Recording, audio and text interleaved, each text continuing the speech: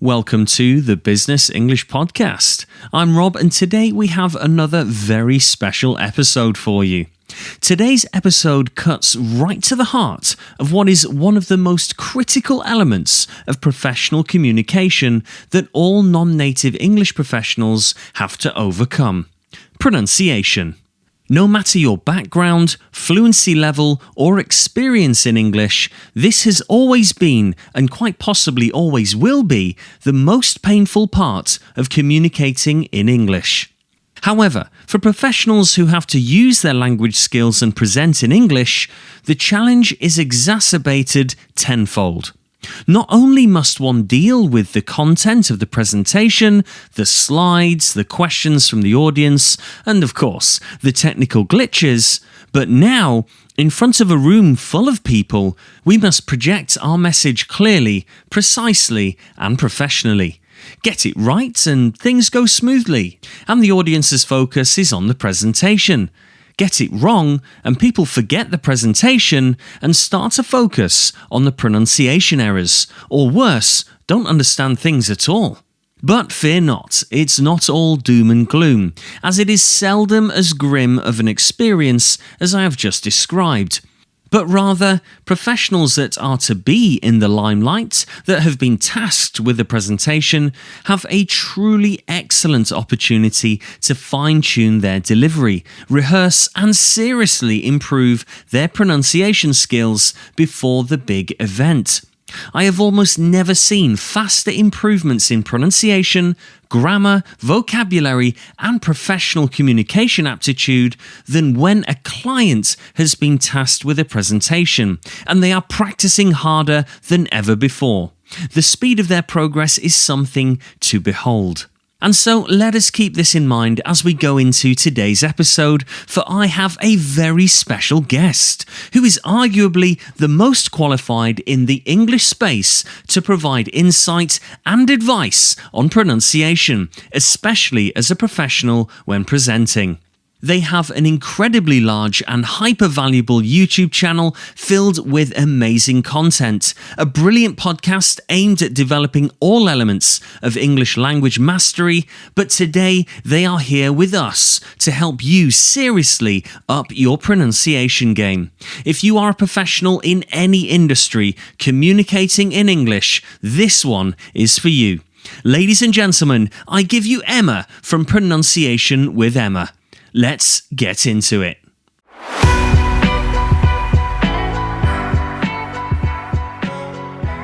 Okay, welcome to the show today. Welcome to the Business English Podcast. I'm Rob, as you very well know, and on today's episode, we have a very special guest. As you all know, the topic of the episode is pronunciation tips for professionals when presenting. And today I am joined by none other than Emma from Pronunciation with Emma. Emma, welcome to the show. Thank you very much. I love that intro. Yes, yeah. It's great to have you here, and we really do appreciate you gracing us with your presence. It's a pleasure. Great. Happy to be here. Thank you for inviting me. So I've got a couple of questions, but really it surrounds three key tips for professionals when presenting in front of rooms of people or potentially on Zoom calls, doing round robins or stand-ups at work. So I was hoping you could give us a little bit of an insight into basically three key, very important takeaways for the listeners today that will enable them to almost instantly improve their pronunciation at work. Could you think of the first one for us? Of course. So the first thing I highly recommend that everyone does, whether they are native, non-native, they are giving presentations, they're giving massive TED Talks, it doesn't matter.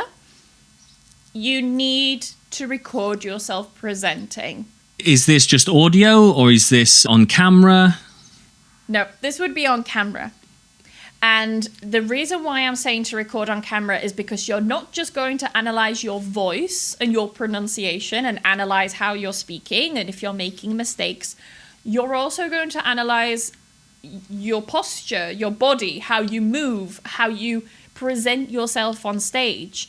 Because if you're if you notice, how do I put this?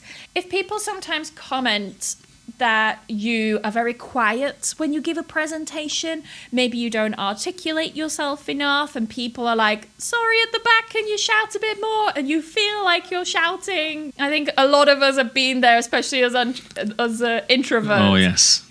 So by correcting your posture and making sure that you are facing the audience, you're not looking down, you're not facing the presentation behind you, and that you are projecting your voice, that really helps. So it's little things like that. So don't just analyze how you're speaking and your pronunciation. Look at, how do you look on stage? Do you have your shoulders back? Are you facing the audience? Are you looking round? Are you using the space on the stage if you're presenting on a stage? If it's a small meeting room, you probably don't want to walk around too much. It depends. But if you're giving a conference speech or something, how are you using the stage? Like, are you moving around? Are you moving too much so it's distracting? Yeah. Other things to notice, are you touching your face a lot? Are you covering your mouth? And this is stopping people from understanding you when you're speaking clearly and things like that. You'll start to notice those things once you see a recording of yourself. You'll hate it. You'll absolutely hate watching it. Yeah. But it will be the best thing you ever do. If you want to actually improve how you deliver presentations, this is one of the best methods. It's a method that coaches use, that what they called when they do like coaching, like presentation coaching. I can't remember the name of Mentors, it. coaching. Yeah, like when they're preparing people for TED Talks and things like that, they will show them how to... Yeah, communication coaches and the mentors that do it, That's the word, yeah. Yeah, I think that is fantastic advice. And I think it's overlooked by many learners because, rightly so, we're focused on the grammar and the vocabulary, and we're learning how to pronounce different clusters and groups of words and syllables. You really have to stop and stand back and think, actually, my body posture, my head position, am I standing tall? Am I sticking my chest out? Am I moving around? Am I gesticulating? All these are impacting how you deliver your pronunciation. I think it's a fantastic insight. Yeah, it could be as simple as the fact that you're standing with the paper in front of your mouth and people are always saying, oh, I don't understand you. It sounds like you're mumbling and things like that. Yeah. And actually you're standing there with the paper in front of your mouth and people can't see your mouth. It could be as simple as that. And that's just a very easy thing to fix. So if you see yourself doing that in the video, you can fix it. Absolutely fantastic advice. Okay, so the first key tip, make sure that we're concentrating on your not just verbal delivery, but physical delivery as well. Body posture contributing an enormous amount. Make sure we're focusing on that. Key point number 2, please. Number 2, I think this is the one that I don't want to say correct. It's not really correction. It's just the biggest thing I notice with my students, whether they're public speaking or they're just learning how to order a coffee in a cafe or something. When you're nervous, and especially if you're speaking another language, it's very natural to speak faster. So the presentation is over with quicker, right? Yes. And sometimes people also think that the quicker you speak, the more fluent you sound. Oh, yeah. So that's a good one. Some people, especially if their native language is already quite a fast language, Spanish and Japanese speakers, like sometimes you get them speaking English and they're trying to speak the speed of Japanese, but in English, and it's so fast in English. The speed doesn't translate into English. So by slowing down your speech, 1, you give yourself time to articulate the sounds. 2, you sound less nervous, so people think, oh, she's quite confident or he's quite confident. Therefore, they trust you more. They see you as being more professional. Like, it's little things like that. If you're talking really fast, people think, oh, they're nervous. Do they even know what they're talking about? Why are they nervous? Yeah. And it starts to plant these little seeds in people's heads. So by slowing down, yes, you give yourself more time to articulate. 2, people have different perceptions of you. They'll start to think, okay, they know their stuff. They've calmed down and they're confident here. Oh, there's another thing I wanted to mention with it as well, that it's on the tip of my tongue. It's a good expression. Tip of the tongue, yeah. Yeah, on the tip of my tongue. If it doesn't come to me now, it's okay. I may remember it a little bit later, but yeah. That was it. It also gives the listeners time to process what you've said.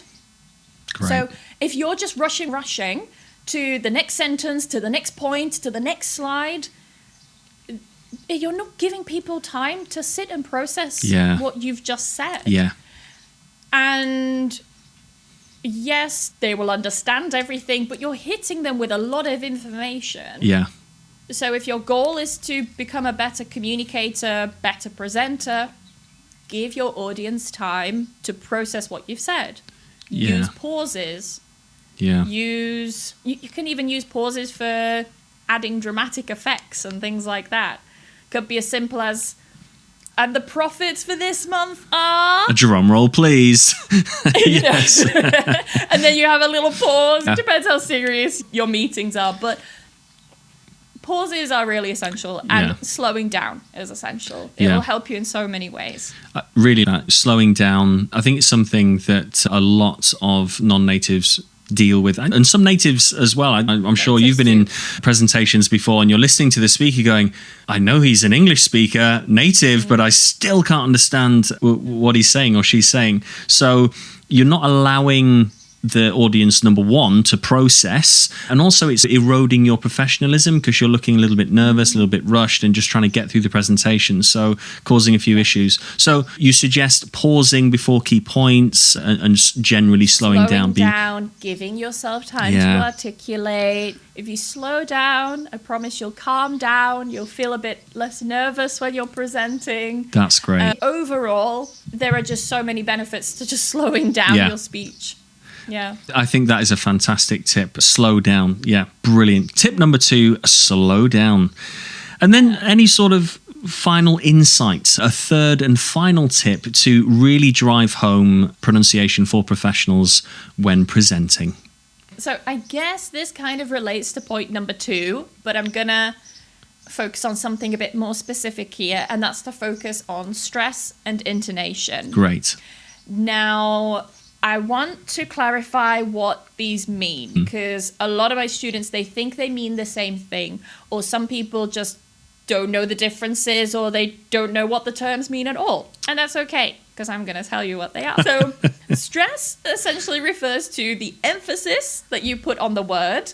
So a really easy example could be, I was at the meeting, normal stress. But if I say, I was at the meeting, I'm really putting emphasis on the was here because I'm wanting to show you, like, I'm highlighting this happened in the past. This isn't something that's happening now.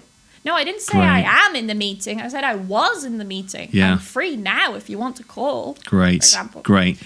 So by using stress, you're able to convey more specific emotions, more specific meanings, I should say. Great. As well, the way that English works, we put emphasis on keywords. So these keywords are otherwise known as content words. These are things like nouns, verbs, adjectives, adverbs, negative modal verbs. Punch my mic, sorry. Negative modal verbs, and I just got so excited about stressed forms there. Negative modal verbs and negative auxiliary verbs as well. All of these are stressed, okay? So in a sentence, if I say something like, my name, no, I won't go with that. Let me think. I'm trying to think in a meeting or something, or in a presentation. Today's topic is about, what could it be about? What do people talk about? Statistics. Okay, I'm keeping it general. Yeah. So today's topic is about statistics. We're going to focus on the keywords here. So today's topic is about statistics. Okay, so you'll notice that I'm really stressing certain points, and those points that I'm stressing are really clear to you. So if I say it naturally, those words that I'm not stressing, they become a bit softer, a bit quicker and weaker. So the sentence again, do you remember the sentence, Rob? Yes, today's topic is about statistics. Exactly. And notice how Rob says it. Today's topic is about statistics. That's great. So by focusing on these keywords, it really helps people understand you so much better, especially if you have quite an echoey room. You really want to make sure that the key words really stand out. Great. If they're at the back of the room, you want to make sure they can hear the key information. Yeah, learning about sentence stress. This is called sentence stress. Learning about that, it will really help. Intonation, stress and intonation are like sisters. So stress is the emphasis, intonation is the melody. It's what gives the life and emotion to your speech. Great. Okay? So intonation would be something, could be as simple as like in a question. So if I say to Rob, what's your name? Versus, what's your name? Yeah. So even with questions, a lot of people, non-native speakers, English learners, they think, oh, if it's a question, I must use a rising intonation. But that's not always the case. I always like to use the example of, Rob, when's your birthday? Rob, when's your birthday? Oh, that's good. That's a good one. The difference here is, if I say to Rob, when's your birthday? With a rising intonation, it sounds like I'm checking. Like, I swear Rob's told me before, but I can't remember when it is. Yeah. And I'm just double checking. But if I've never asked Rob before when his birthday is, I'm going to use a falling intonation. It's a genuine question. Rob, when's your birthday? Never asked you before. That is just incredible insights, pulling back the curtain on intonation, decoding intonation. That's fantastic. So yeah, by using intonation, you're conveying a very different meaning. The words that I've said to Rob are exactly the same. I've asked him when his birthday is, but Rob, in his brain, depending on the intonation that I use, he's going to convey that question in two very different ways. Great. Yeah, he's either going to be very offended that I don't know when his birthday is, or he's going to be like, oh, it's okay, she's checking. You know what I mean? Yeah, perfect. Depends on the question and the person. Yeah. So, yes, intonation as well is important when giving your speech. Doesn't just have to be in questions. It can be just when you're giving your talk, your speech, your presentation. It helps you stop sounding like you're bored. If your intonation is really flat, people get bored. Yeah. People don't want to listen to you anymore. Then your boss stops inviting you to go to talks. Brilliant. You don't travel the world anymore. No one likes you. No, I'm joking. How the list goes on. And yeah, you see what happens. It's a domino effect. Yes, yeah. So intonation is important. Great. Great. So there we have it. Intonation and stress, the sisters, the final tip on improving pronunciation when you're in those professional environments, especially presentations. So just to recap, could you just give us a quick recap of the top 3 tips, please, Emma? Yep, they're the top 3 tips. They were the only 3 tips in today's podcast episode. So tip number 1 is to video record yourself presenting. And analyze not just your speech, how you're talking and so on, but analyze your body posture and how you are presenting on stage. Second one is to slow down your speech. It gives you more time to articulate, and it gives you it gives your audience more time to process what you've said. And then the final one, number 3, is to focus on stress and intonation. By using stress, you're able to emphasize the key words to ensure that people understand you. And by using intonation, you're going to convey those very intricate meanings and emotions, but also it stops you from sounding boring. Brilliant. Brilliant. Thank you so much for dropping so much value on the show today. That's absolutely fantastic. Where can the audience find more of your excellent work? Where can they find you online? Thank you very much for the compliment. I appreciate that. Pronunciation with Emma. I'm pretty much everywhere, but my main channel, my main platform, I should say, is YouTube. Just search Pronunciation with Emma, and I'm there. And I have a podcast as well. So if you are a podcast lover, if you prefer that over YouTube videos, then I also have the Pronunciation with Emma podcast. Great stuff. Thank you once again for joining us. I'll make sure to put those links down in the show notes. It's been an absolute pleasure hosting you today, and hopefully we can do this again very soon. Thanks once again. Thank you very much for having me. Cheers. Bye. Bye now.